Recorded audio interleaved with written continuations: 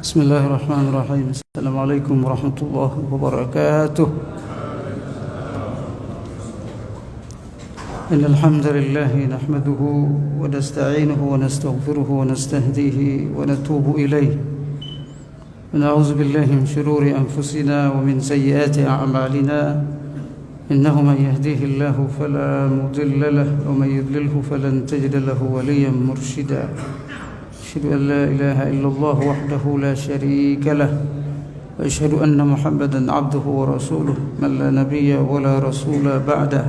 اللهم صل وسلم على سيدنا محمد وعلى آله وصحبه ومن سار على نهجه واستنى بسنته إلى يوم الدين. أما بعد. اللهم إنا أصبحنا منك في نعمة وعافية وستر يتم علينا نعمتك وعافيتك وسترك في الدنيا والآخرة والحمد لله رب العالمين. Bapak, ibu-ibu, jamaah subuh yang dirahmati Allah Subhanahu wa taala, mari kita memperbaiki rasa syukur kita. Terus menguatkan rasa syukur kita pada Allah Subhanahu wa taala atas semua nikmat rahmat karunia-Nya kepada kita. Kita memastikan kita sebagai hamba yang bersyukur insyaallah. Salawat dan salam atas Rasulullah Muhammad sallallahu alaihi wasallam serta para sahabat, keluarganya dan kita semua umatnya yang selalu istiqomah terhadap Islam ila yaumil qiyamah. Termasuk yang dirahmati Allah, Masjid Al-Ikhlas yang diberkahi Allah Subhanahu wa taala. Kita lanjutkan kajian Tazkiyatun Nafs dengan menggunakan kitab Al-Jawabul Kafi liman sa'ala 'anid dawa'i syafi karangan Al-Imam Ibnu Qayyim Al-Jauziyah.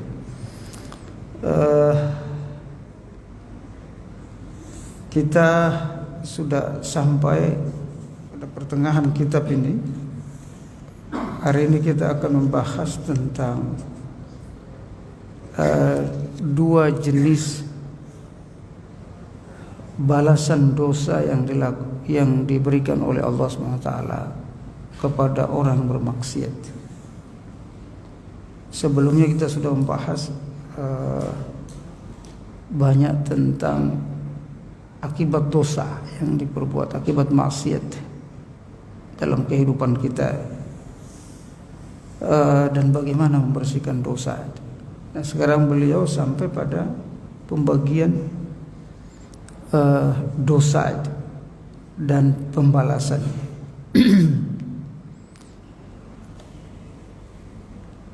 Kata beliau, wa uqubatuz dzunubi nau'ani. Balasan dosa yang diberikan oleh Allah kepada kita itu ada dua macam. Ada syar'iyyah wa qadariyah. Ada bentuk syar'i dan ada bentuk qadar. Syar'i itu adalah hukuman dalam bentuk fisik sesuai syariat, seperti potong tangan, rajam, ta'zir, dibunuh dan seterusnya. Kalau dia melakukan dosa, maka dia hukum syar'iyah. Kalau dia berzina, dirajam, dicambuk 80 kali dan seterusnya. Adapun qadariyah itu balasan Allah Subhanahu wa taala kepada manusia. Bentuknya itu dicabut keberkahannya, dipudarkan cahaya wajahnya, seperti yang kita sudah bahas beberapa pertemuan. Fa idza uqimatis syar'iyyah rafa'atil uqubatul qadariyah wa akhfafatha. Kalau dosa atau perbuatan maksiat itu sudah dibalas secara syar'i tadi, maka balasan Allah yang berbentuk qadariyah tadi itu diangkat oleh Allah. Jadi kalau dia sudah misalnya ketika dia berzina, nauzubillah, bagi yang belum menikah berzina kan dicambuk 80 kali cambuk. Ketika dia berzina, dicambuk 80 kali dicambuk. Maka hukuman Allah yang bentuknya tadi dicabut keberkahan hidupnya itu hilang. Nah, zaman kita ini Bapak Ibu sekalian dirahmati Allah, hukuman dalam bentuk syariah ini hampir tidak ada sama sekali. Yang berzina ya udah, semuanya bentuk balasannya itu qadariyah, langsung dari Allah SWT balasannya. Nanti di akhirat diazab.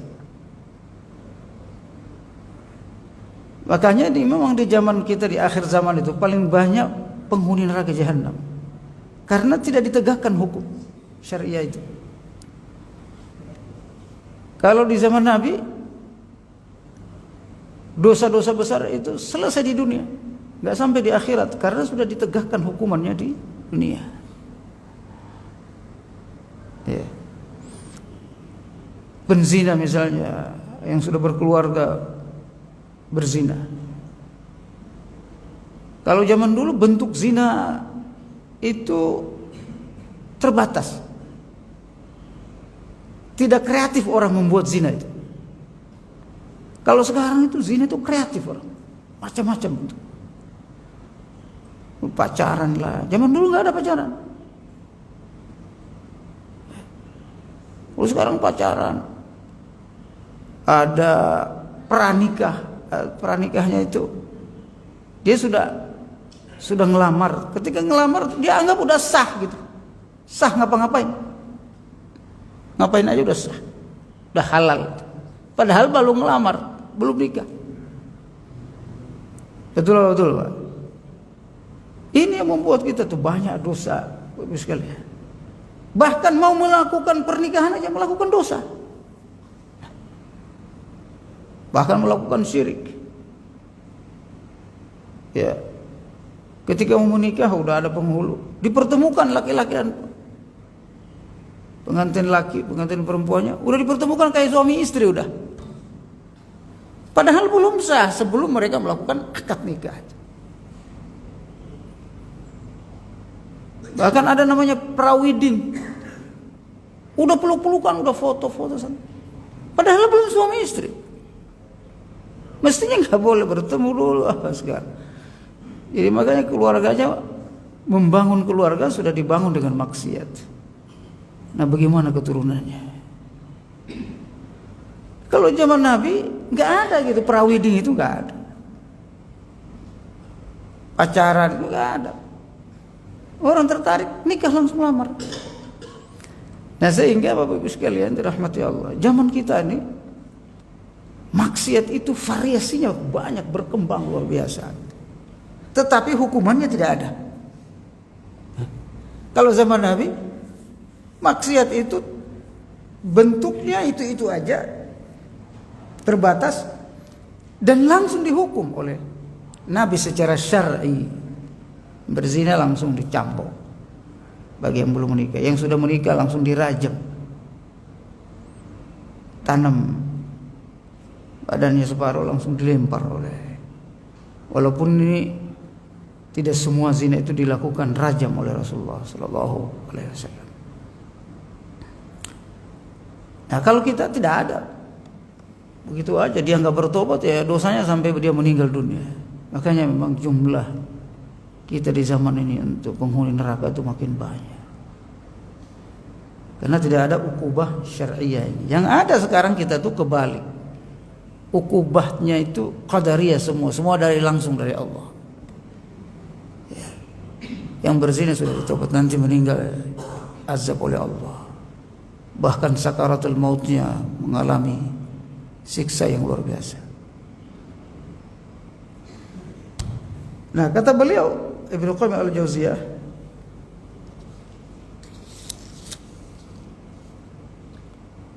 وقد تقدم أن العقوبات الشرعية شرعها الله سبحانه وتعالى على قدر مفسدة الذنب وتقاضى الطبع له وجعله سبحانه وتعالى ثلاث أنواع القتل والقطع والجلد dan seterusnya. Hukum syariah ini Bapak sekalian dikenakan atau berikan oleh Allah Subhanahu wa taala sesuai dengan pelanggaran yang dilakukan. Kalau membunuh dibunuh lagi. Ya. Kalau dia mencuri, potong tangan. Sekarang zaman dulu mencuri sekian ratus dinar dirham, potong tangan. Sekarang mencuri, korupsi, triliunan, hanya dikurung di penjara. Jadi dosanya tidak hilang, Pak. Pencuri tidak dihukum secara syar'i, tapi di penjara, dikurung. Di penjara pun dia kayak di hotel penjaranya. Nikmat dia, semakin banyak dia korupsi makin nikmat tempatnya. Bagaimana mau hilang dosanya? Malah dia nambah dosa di hukum itu. Ya, bayangkan Bapak Ibu sekalian, bagaimana negara kita itu banyak pendosanya. Ya, makanya sekarang negara-negara di dunia Islam itu banyak yang nggak berkah. Baik.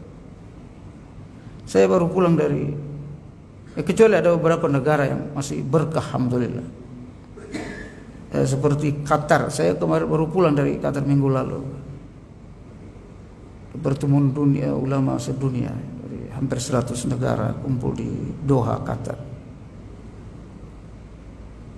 Di Qatar itu nggak ada pajak, karena memang pajak itu Bapak Ibu sekalian sistem bukan sistem Islam. Sistem Islam itu zakat dengan berbagai macam bentuknya. Pajak itu dikenakan kepada orang kafir yang dilindungi oleh umat Islam, yang namanya jizyah. Makanya Qatar tidak menggunakan pajak, nggak ada pajak di sini. Mau beli apa saja nggak ada pajak. Saking makmurnya itu negara, Bapak Ibu. Utang warganya, utang rakyatnya itu setiap tahun dibayarkan oleh rajanya. Dibayar dari mana? Dari zakat. Jadi zakat rajanya itu khusus membayar utang rakyatnya. Orang miskin di sana dibayar, digaji orang miskin. Kenapa? Sehingga mereka juga jarang melakukan maksiat.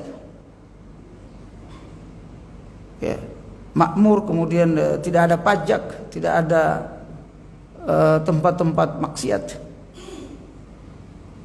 sehingga itu hartanya nggak bisa habis.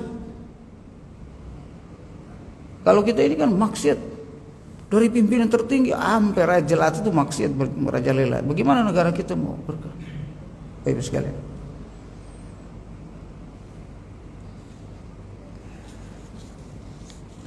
Nah, Bapak Ibu sekalian dirahmati Allah Subhanahu wa taala. Adapun dosa-dosa, ada bagian dosa yang tidak bisa dihukum dengan hukum syariah itu. Ya, beliau sampaikan di sini misalnya kita misalnya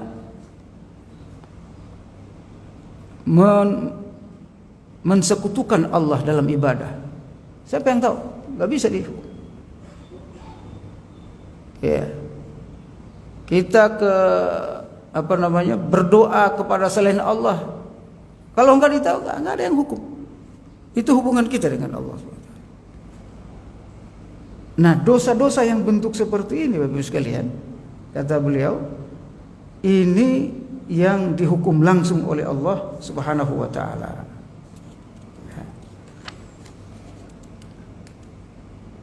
Amal uqubatul qadariyah fahiya naw'an. Naw'un 'alal qulubi wan nufus. Dosa-dosa yang dibalas oleh Allah Subhanahu wa taala secara takdirnya ini langsung dibalas oleh Allah Subhanahu wa taala, tidak pakai syariat tadi. Ada dua macam. Yang pertama, naw'un 'alal qulub wan nafs. Ada balasan atau hukuman yang ditujukan kepada hati manusia. Jadi Allah hukum hatinya dan dihukum jiwanya.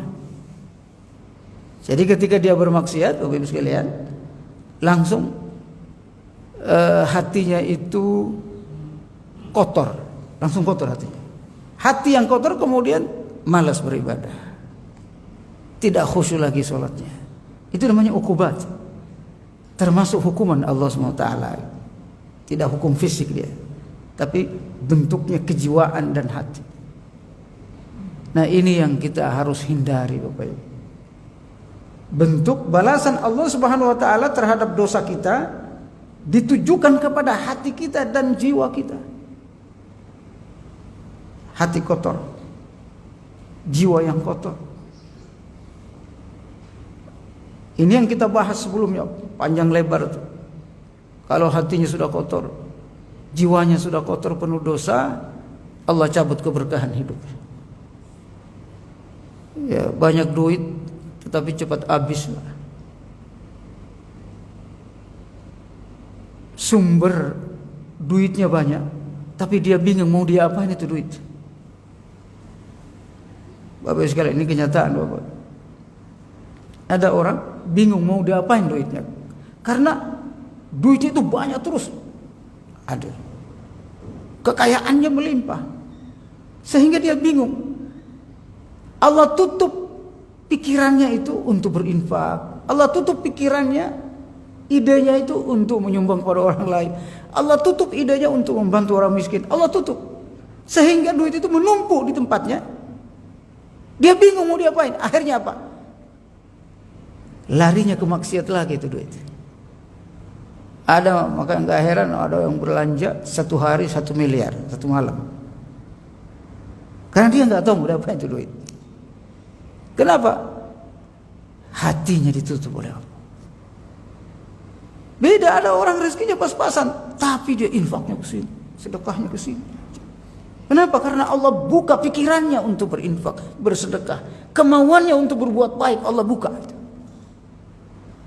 Makanya kata Ibnu Qayyim al-Jauziyah dalam kitab yang lain namanya Madarijus Salikin, kalau ini Al-Jawabul Kafi. Kata beliau, kalau orang itu ditakdirkan oleh Allah Subhanahu wa taala untuk soleh, dipermudah semua cara dia, dipermudah semua usaha dia untuk beribadah. Otaknya itu, akalnya, pikirannya dipermudah semua, terbuka lebar untuk melakukan ini, melakukan. Tapi kalau orang itu ditakdirkan untuk buruk oleh Allah, tidak ditakdirkan oleh Allah untuk beribadah, macam-macam saja alasannya, halangannya untuk beribadah. Mau sholat subuh sakit perut lah, gak bisa. Mau sholat subuh bangunnya susah. Mau ke masjid, alasan macam-macam di depannya itu alasan. Kenapa? Karena belum ditakdirkan Allah Subhanahu wa taala dia untuk melakukan kebaikan. Kenapa? Karena disebabkan maksiat. Makanya orang dulu kalau sudah berat dia mulai istighfar, astagfirullah. Ada apa? Kecuali dia sakit ya, enggak sehat. Jadi kalau sehat tapi susah ke masjid, hati-hati Bapak Ibu. Banyak duit susah ke masjid, hati-hati.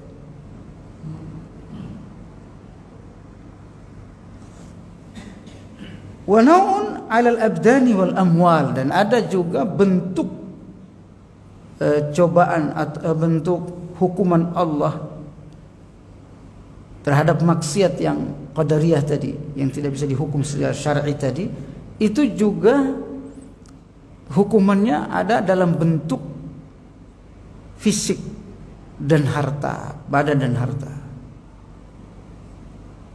Adapun dosa, hukuman dosa yang ditujukan kepada hati manusia, wallati 'alal qulubi naw'ani ahaduhuma alamu judiyatin yadribu bihal qulub.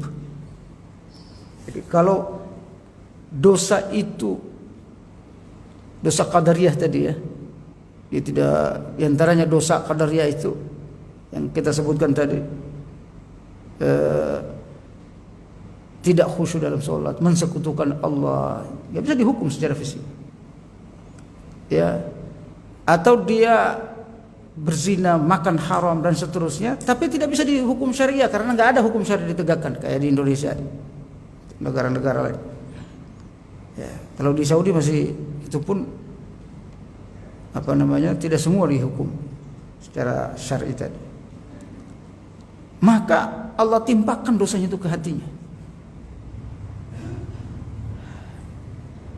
Nah, ada dua macam bentuk balasan Allah ke hati manusia itu. Yang pertama, hatinya merasakan penderitaan yang luar biasa. Ya, hatinya itu nggak tenang, gelisah, terus stres. Padahal duit banyak, Pak. Nah, itu namanya dosa yang ditimpakan oleh Allah ke hati manusia. Duit banyak, anak bekerja semua. Secara fisik dia nggak kurang apa, tetapi hatinya menderita. Ini alamun wujudiyatun yadribu bihal qulub. Sakit yang dirasakan di hati oleh manusia. Penyakit yang kedua, watsani qat'ul mawad allati biha hayatuhu wa salahuhu. Itu yang tadi yang saya sebutkan. Hukuman dalam bentuk hati itu, selain hatinya tadi menderita, yang kedua, Allah tutup cara dia untuk membenahi hatinya. Allah persulit dia. Ya, Allah tutup semua jalan dia untuk memperbaiki hatinya. Bapak Ibu sekalian dirahmati Allah.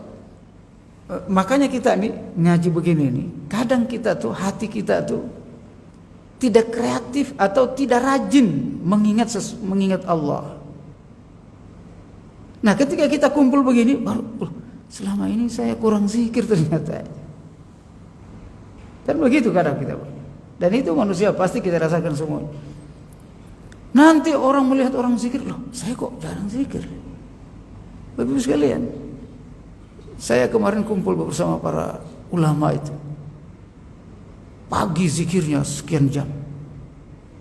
Ya. Zikir setengah jam harus sampai 1 jam. Khusus ba'da subuh. Stop. Ada namanya maksurat kubra. Terus ditambah lagi istighfar 1000 kali. Coba.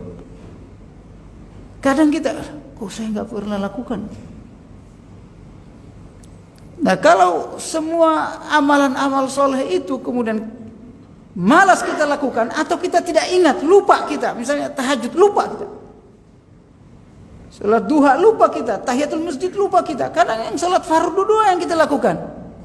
Bapak Ibu sekalian, itu juga menunjukkan berarti Allah menghijab amal soleh itu dari kita. Ini yang disebut oleh beliau, ya, qat'ul mawad. Allah putuskan ya jalan dia untuk menuju amal-amal soleh tadi. Gak zikir pagi, gak zikir petang, gak salat tahajud, kurang berdoa, kurang bersedekah, kadang sebulan sekali baru bersedekah. Allah putuskan jalan itu. Kenapa itu Bapak sekalian? Karena hatinya lagi sakit. Ikopnya itu ke jiwanya dia gitu. Wa iza qata'at anhu hasala lahu ad-dadiha. Kalau amal-amal soleh itu tercegah, tidak sempat, lupa kita lakukan, maka biasanya kebalikannya, maksiat mudah dilakukan. Betul Pak. Ini kajian Ibnu Qayyim al-Jauziyah agak jelimet sedikit. Karena ini beliau perenungannya dalam, Bapak sekalian. Jadi bekerjanya maksiat itu seperti itu. Bekerjanya dosa dalam diri kita itu seperti itu, Bapak. Jadi kalau dosa ini sudah hinggap di hati karena tidak ada hukuman syariahnya tadi, ya, maka dosa itu berbuah, Bapak Ibu. Berbuah dia. Buahnya apa? Malas kita lakukan ini, ibadah ini, sunnah ini. Tapi kalau hatinya bersih, Bapak Ibu sekalian, seakan-akan ibadah itu nggak habis-habis. Saya belum ini. Saya perhatikan nih, ada orang sholat, Padahal dia datang subuh itu lebih awal. Tapi dia cuma salat sunnah subuh, qabliyah subuh. Dan itu sudah bagus, Bapak. Padahal masih ada waktu untuk dia salat tahiyatul masjid. Kan gitu. Salat salat wudu. Ada beberapa sunnah yang bisa dilakukan. Dan kemudian beristighfar sebelum sahur. Tapi dia tidak lakukan itu. Jadi ada hijab, amal-amal tertentu di hijab. Tergantung besarnya dosa di hatinya itu. Ya, jadi Bapak Ibu sekalian, kalau ada anak kita, teman kita, kok dia sholat wajib doang, qobliyah, ba'diyah dia nggak lakukan. Ada hijab di hatinya, Pak. Mohon maaf, ini kata Ibnu Qayyim, bukan kata saya. Tapi kalau hatinya itu bersih, Allah berikan hidayah dia, semua ibadah itu enak dilakukan, dan dia ingat semua itu ibadah itu. Oh, setelah ini saya harus zikir ini. Waktu sahur saya istighfar. Wabil ashari hum yastaghfirun. Khusyuk dia nikmati semua ibadah itu, dan tidak ada yang dia lupakan, walaupun dia nggak tulis. Subhanallah, Bapak Ibu sekalian. Jadi hidup kita itu ternyata sistematis dari Allah. Ya, saya setelah ini nanti diingat aja gitu. Ada tetangga saya butuh, saya mau infak. Terbuka aja hatinya untuk melakukan kebaikan itu. Semua kebaikan itu, amal-amal ibadah yang melahirkan pahala itu terbuka di depan matanya. Ini saya lakukan ini. Tapi kalau sudah maksiat, tertutup semua itu. Waktunya habis untuk dirinya sendiri saja. Ya, bisa dipahami, Pak, ya? Jadi begitu dosa itu bekerja, Bapak, dalam kehidupan kita. Maksiat itu bekerja begitu. Jadi sebagian besar kita umat Islam ini, kita tidak tahu bagaimana maksiat, dosa itu bekerja dalam diri kita, dalam kehidupan kita. Bagaimana dia menghijab amal-amal soleh itu dari kita. Kata, kalau bahasanya Ibnu Qayyim al-Jauziyah itu al-qat'u, memotong amal soleh itu dari kita. Sehingga kita tidak lagi ini dan seterusnya.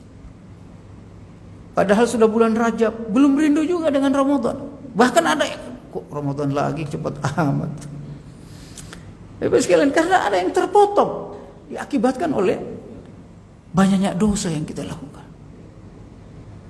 Kemauan itu terpotong.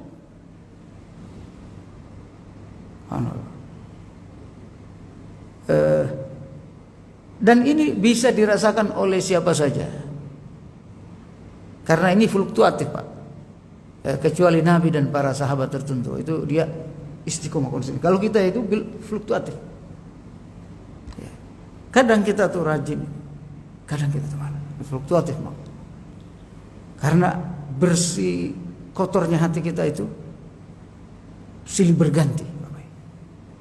Makanya kita harus mengingat Allah, berzikir kepada Allah itu, Bapak Ibu sekalian, setiap hari. Makanya kata Allah SWT, qad aflaha man tazakka. Sungguh telah beruntung orang yang terus aktif membersihkan jiwanya. Qad aflaha man tazakka wa dzakara isma rabbih fasalla. Dia terus membersihkan jiwanya dengan apa? Wa dzakara isma rabbih fasalla, terus menyebut nama Allah, berzikir maksudnya. Jadi tazkiyatun nafs yang selalu harus kita lakukan itu zikir, Pak. Bapak. Ini dalam surat Al-A'la itu tadi dibacakan. Wa dzakara isma rabbih fasalla. Dia terus berzikir kepada Allah dan sholat.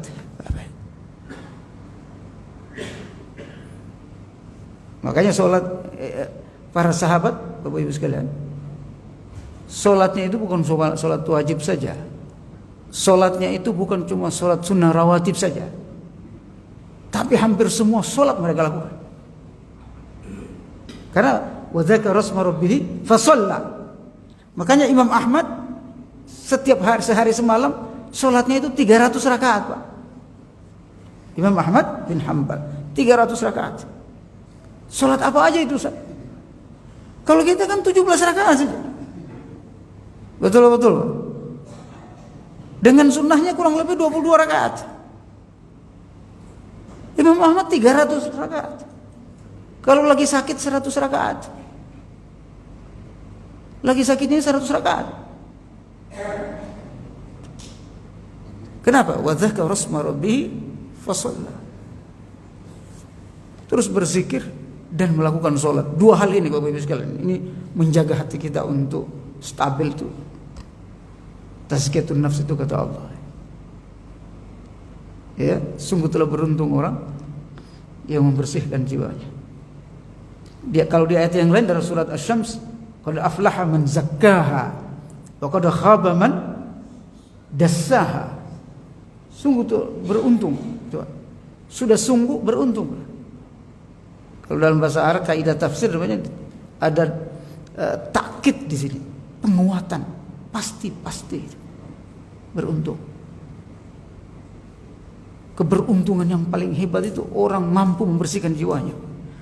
Keberuntungan paling hebat itu bukan dapat jabatan presiden yang sekarang orang berebut. Bukan itu. Banyak orang masuk neraka karena dapat jabatan. Tidak ada orang masuk neraka karena banyak zikir.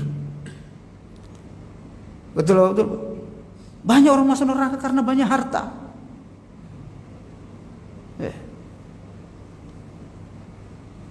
Tapi justru itu yang dikejar oleh manusia. Harta, tahta, Toyota, wanita, onta dan sebagainya, tata. Ya Allah, na'udzubillah. Bapak-Ibu sekalian dirahmati Allah Subhanahu wa taala. Makanya kata Allah Subhanahu wa taala ya dalam ayat yang tadi masih surat Al-A'la tadi. Qad aflaha man tazakka wa dzakara rasma rabbih fasalla. Apa kata Allah? Kenapa tercegah kita dari zikir dan salat yang banyak itu? Bal tu'thirunal hayatad dunya. Karena kita terpengaruh oleh hidup dunia ini, Pak. Asar dunia, pengaruh dunia ini dahsyat. Padahal apa?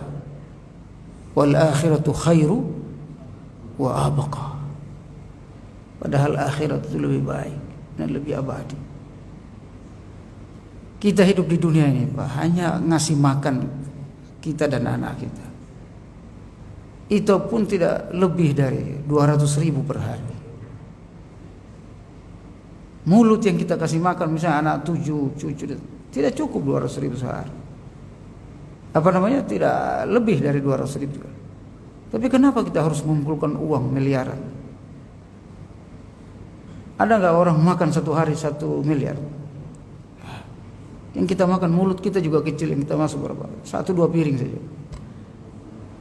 Padahal kata Rasulullah, kata para sahabat, dia mengatakan ini kata-kata sahabat, bahwa harta kita itu apa yang kita makan, lalu kemudian jadi kotoran. Itu harta sesungguhnya. Dan apa yang kita pakai kemudian lusuh di badan kita. Ma akalta fa afnaita wa ma albasta fa ablaita. Adapun uang triliunan, aset, kontrakan, ya tanah dan seterusnya, bukan harta kita.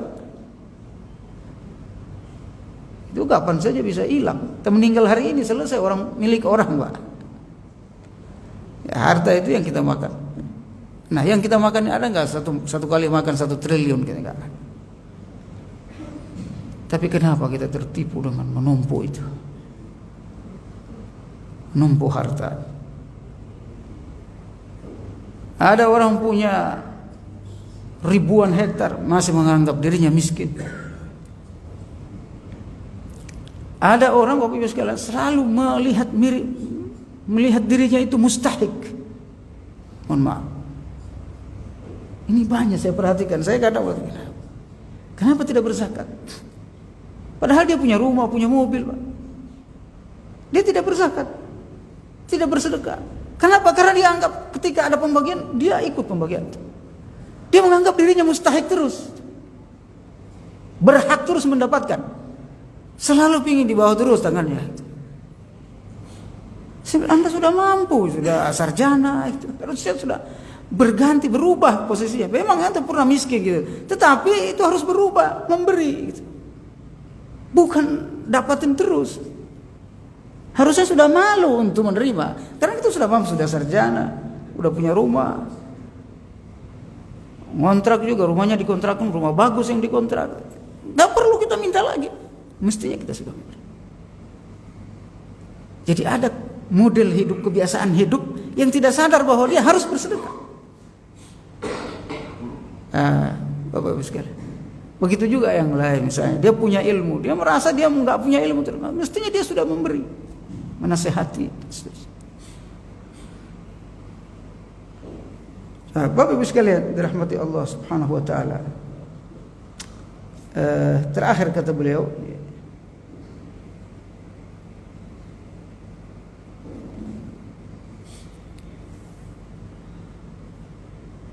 wa wiqayatus sayyi'at naw'ani ahaduhuma wiqayatu fi'liha bitaufiq fala tasdur minhu. Jadi untuk mencegah kejahatan dalam diri kita tadi, maksiat tadi, ada dua. Pertama, pencegahan lewat petunjuk Allah. Jadi makanya ketika kita melakukan maksiat, segera sadar dan berdoa kepada Allah, Allah kasih hidayah saya. Makanya kita tuh minta hidayah 17 kali sehari semalam. Ihdinas siratal mustaqim. Kenapa? Karena kalau kita dapat hidayah, bimbingan, mudah bertaubatnya. Itu mudah banget bertaubatnya, termotivasi untuk bertobat. Tapi kalau sudah nggak dapat hidayah, nggak mau bertobat, Pak. Walaupun dosa itu dosa besar dia lakukan, walaupun dia sadari dosa itu, otaknya sadar tapi hatinya nggak mau. Ya, ini dosanya besar, tapi nggak mau bertobat karena hati. Otak iya, tapi hati. Otak faham bahwa ini dosa, tapi hatinya tidak mau. Nah, ini yang disebut wiqayatu fi'liha bitaufiq. Harus ada hidayah dari Allah. Yang kedua, cara mencegah dosa itu wa wiqayatu jazaiha bil maghfirah fala yu'aqibu 'alaiha. Mencegah dosa itu dengan bertaubat, dengan ampunan Allah Subhanahu wa taala. Jadi ada hidayah, ada ampunan. Nah, dua hal ini yang kita rebut dari Allah itu, yang kita tuntut dari Allah. Apa itu? Hidayah atau taufik dan al-maghfirah atau ampunan dari Allah Subhanahu wa taala. Bapak-Ibu sekalian, saya belum bisa terlalu lama ini karena pulang dari Qatar itu masih kurang sehat sebenarnya. Saya cukupkan sampai di sini. Semoga Allah Subhanahu wa taala memberikan kekuatan kepada kita untuk menjadikan diri kita terus soleh, terus beribadah, terus bagus hubungannya dengan Allah, dan terus kita bisa meminimalisir maksiat, dosa yang kita lakukan. Wallahu a'lam bishawab. Ada yang ditanyakan Pak Ibu sekalian? Satu pertanyaan. Iya, silakan Pak. Waalaikumsalam warahmatullahi wabarakatuh.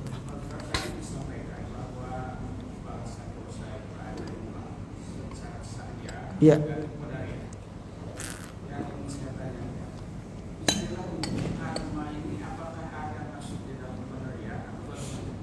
Bagus sekali.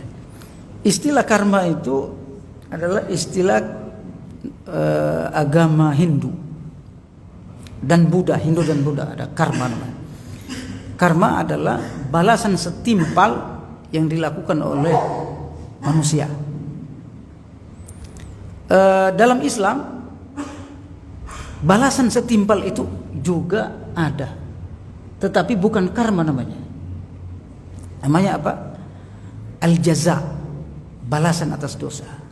Makanya kata Allah, hal jazaa'ul ihsan illa al-ihsan. Apakah ada balasan ihsan kecuali ihsan juga? Ya. Kata Rasulullah SAW, kama tudinu tudan. Kalau kalian melakukan hal buruk, maka kalian akan mendapatkan juga hal buruk. Gitu ya. Akan dibalas oleh Allah SWT dengan buruk. Jadi konsepnya tidak sama, tetapi memang balasan atas keburukan, kebaikan itulah justru Islam yang pertama kali memperkenalkan. Kenapa saya katakan Islam? Karena Islam ini bukan ketika Nabi Muhammad saja, Pak. Ya, dari Nabi Adam alaihis salam Islam. Lalu kemudian agama bumi, ya, agama yang berdasarkan filsafat manusia itu, Konghucu, Buddha, Hindu itu berdasarkan filsafat, Pak. bukan berdasarkan wahyu. Saya kebetulan mengajar di UIN perbandingan agama, masalah perbandingan agama. Jadi agama itu ada agama wahyu, ada agama filsafat, pikiran manusia, atau ada agama samawi, ada agama ardi, ada agama dakwah, misi, ada agama non misi dan sebagainya. Ada 7 perbedaan agama. Nah kita tuh agama samawi, ya, dari Nabi Adam sampai Nabi Muhammad Sallallahu Alaihi Wasallam. Nah agama ardi ini yang berdasarkan filsafat ini biasanya dia ngambil sedikit dari agama wahyu, sehingga ada masalah karma itu sebenarnya dari Islam, dari agama samawi, cuma mereka adopsi di agama mereka. Jadi bukan ini agama Hindu punya dulu, enggak, yang Islam dari Nabi Adam sampai Nabi Muhammad SAW. Lalu kemudian perjalanan waktu sejarah diambil oleh sebagian agama ardi itu. Wallahu a'lam bishawab. Terima kasih Bapak Ibu sekalian. Kita cukupkan sampai di sini. Mohon maaf saya harus mencukupkan sampai di sini karena semakin bicara itu agak sesak napas. Mohon doanya agar supaya diberikan kesehatan oleh Allah Subhanahu wa taala dan keafiatan dari Allah Subhanahu wa taala. Sambil menunggu Bapak Ibu menunggu salat syuruk, kita tutup dengan doa kafaratul majlis. Subhanakallahumma wa bihamdika asyhadu an la ilaha illa anta astaghfiruka wa atubu ilaik. Kurang lebihnya saya mohon maaf. Terima kasih atas perhatiannya. Assalamualaikum warahmatullahi wabarakatuh.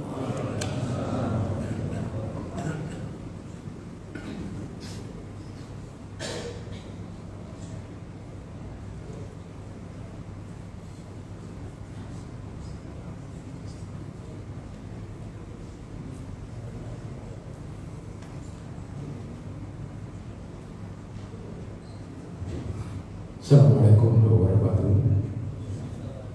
Disampaikan kepada bapak ibu, nanti setelah selesai melaksanakan sholat subuh, kita menikmati hidangan yang disiapkan oleh panitia di Selasar Masjid bagian utara.